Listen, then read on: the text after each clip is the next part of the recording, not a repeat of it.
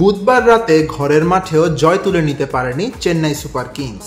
চিপকের মাঠে চেন্নাইকে 7 উইকেটে হারিয়ে দিয়েছে পাঞ্জাব কিংস। আইপিএল এর চলতি আসরে মুস্তাফিজুর রহমানের শেষ ম্যাচ ছিল এটি, যেখানে কোনো উইকেট না পেলেও তিনি বল হাতে ছিলেন দারুণ। এই হারের জন্য মূলত শিশিরকে দায়ী করেছেন চেন্নাই সুপার কিংসের অধিনায়ক ঋতুরাজ গায়কোয়াড়।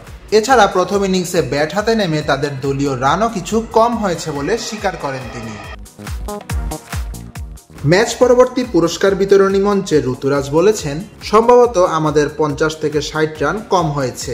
পিচের কথা ভেবে আমাদের প্রথমে ব্যাটিং করতে হয়েছিল। পিচ ভালো ছিল না, পরে এটি ব্যাটিং বান্ধব হতে শুরু করে। এরপর শিশির এবং ইম্প্যাক্ট প্লেয়ারের নিয়ম কোনো কিছুই আসলে আমাদের সাহায্য করেনি। চেন্নাইয়ের বোলাররা এদিন তেমন কিছু করে দেখাতে পারেননি।